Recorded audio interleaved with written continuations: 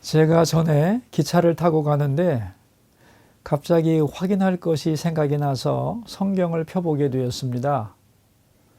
옆에 앉은 남자분이 못마땅했는지 저를 올려보고 내려보고 하면서 헛기침을 했습니다. 저도 모르는 척 할까 하다가 말을 걸었습니다. 교회 다니세요? 그랬더니 그분 하시는 말씀, 옛날에는 다녔지만 지금은 안 다닙니다. 다니면 뭐해요? 무슨 일이 있으셨나 보군요. 내가 예수 믿는 사람하고 동업했다가 사기당했수다. 참 민망했습니다. 내릴 때가 되었는데 뭔가 한마디 해주고 내려야겠는데 할 말이 생각나지 않아서 기도했습니다. 그리고 이렇게 말을 했습니다. 선생님, 돈은 손해보았지만 더 중요한 신앙은 손해보지 마세요. 돈 떼인 것도 억울한데 그 사람 때문에 지옥 가면 얼마나 억울합니까? 하나님 보고 다니지 사람 보고 다닙니까? 그러니 교회는 꼭 다니세요. 이렇게 말하고 생명의 말씀 책자를 주고 내렸습니다. 며칠 후에 문자가 왔습니다. 차에서 만났던 사람입니다. 목사님이셨군요. 수서교회 설교 방송 열심히 듣고 있습니다. 잃어버린 믿음을 찾게 해주셔서 감사합니다. 하나님이 저를 버리지 않으신 것 같습니다. 저는 그 문자를 받고 얼마나 마음이 시원했는지 모릅니다. 오늘 본문은 언어에 대한 내용인데 세 가지입니다. 첫 번째는 말하기입니다. 111페이지 11절입니다. 경우에 합당한 말은 아로새긴 은쟁반의 금사관이라. 은쟁반의 금사관은 당시에 굉장히 귀한 장식품입니다. 그것을 보며 사람들은 정말 예쁘다 이렇게 감탄했겠죠? 경우에 합당한 말은 이렇게 아름답고 귀하다는 것입니다. 그렇다면 경우에 합당한 말이란 어떤 말일까요? 그 상황에 꼭 필요한 말입니다. 예를 들면 어떤 어머니가 자녀의 미래에 대하여 걱정이 많습니다. 아이만 생각하면 불안하고 마음이 무너집니다. 그럴 때 이런 말을 들었습니다.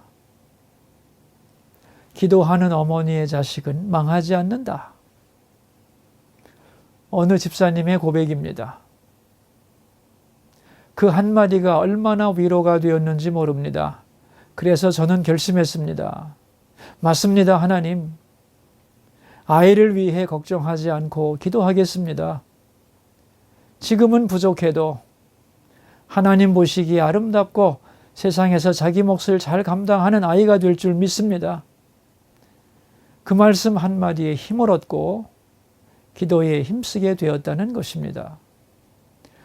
그러니까 여러분, 우리는 자꾸만 경우에 합당한 말을 하려고 노력해야 합니다.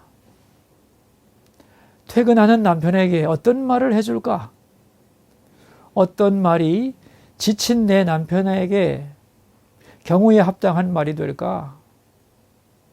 경우에 합당한 말을 하려고 하는 그 마음, 그 자체가 지혜인 것입니다.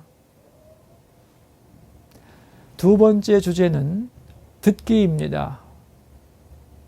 상대방이 아무리 경우에 합당한 말을 했어도 듣는 사람이 제대로 들어야 합니다.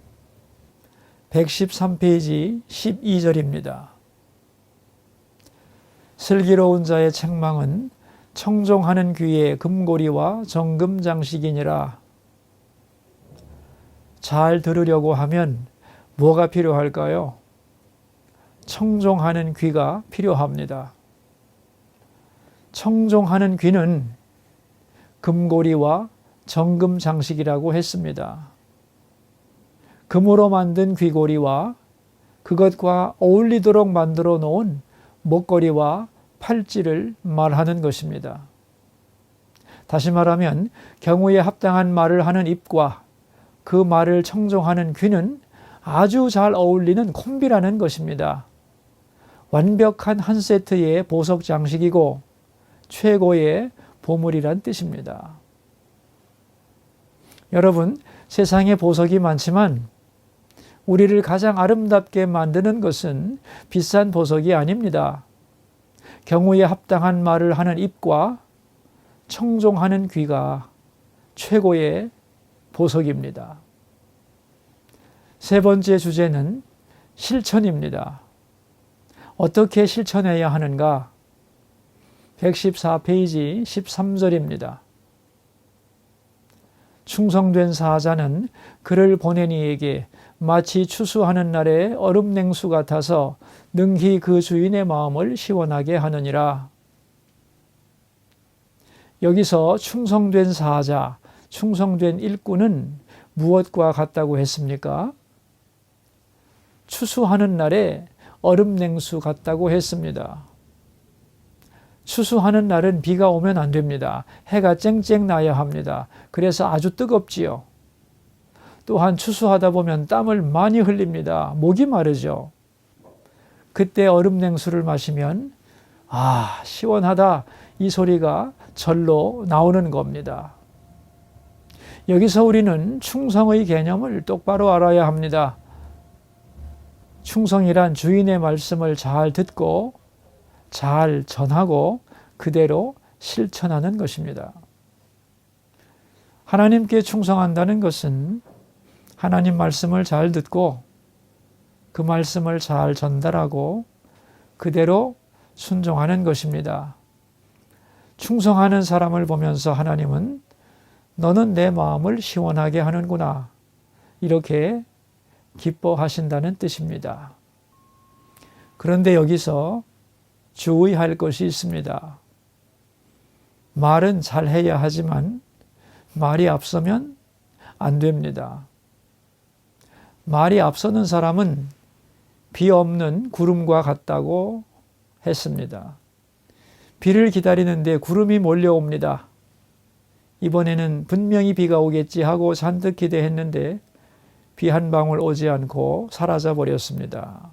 이것은 커다란 실망을 준다는 뜻입니다. 그러므로 지키지 못할 약속은 하지 말라. 말했다면 책임을 지라는 것입니다. 마지막은 절제에 대한 것입니다. 118페이지 16절입니다. 너는 꿀을 보거든 조카리만큼 먹으라. 과식함으로 토할까 두려우니라. 길을 걸어가다가 야생 꿀을 만나는 일은 쉬운 일이 아닙니다. 그런데 꿀을 보았으니 족할 만큼 먹는 것은 좋습니다. 좋은 기회가 왔을 때 그것을 놓치지 말라는 것입니다. 그러나 과식해서 토하는 것은 잘못입니다. 자, 이것을 말에 대입해 볼까요? 말을 하지 않고 살 수 있어요, 없어요? 없습니다. 해야 할 말은 해야 합니다. 그것은 좋은 것이고 안 하면 병이 됩니다. 그러나 하고 싶은 말을 다 하면서 살 수는 없는 것입니다. 그러므로 말에도 절제가 필요합니다. 감정을 조절하고 기회를 보면서 적당히 해야 합니다. 하고 싶은 얘기를 모두 다 쏟아 넣으면 하지 않은 것보다 못할 수도 있습니다. 결론입니다. 지혜롭고 행복한 삶은 멀리 있는 것도 아니고 특별한 사람만 소유하는 것도 아닙니다. 경우에 합당한 말을 하고 상대방의 말을 청종하고 들은 것을 잘 실천하면 우리의 삶은 얼마든지 행복할 수 있습니다. 할 말은 해야 하지만 너무 많이 말하면 안 됩니다. 절제가 필요한 것입니다. 우리의 삶이 이렇게 되기를 바랍니다. 기도하겠습니다. 살아계신 하나님, 경우에 합당한 말을 하고 그 말을 청종하고 잘 실천하면 우리의 삶은 얼마든지 아름답고 행복할 수 있음을 알게 하여 주소서. 하나님의 마음을 시원하게 해드리는 충성된 일꾼이 되게 하여 주소서. 예수님의 이름으로 기도합니다. 아멘.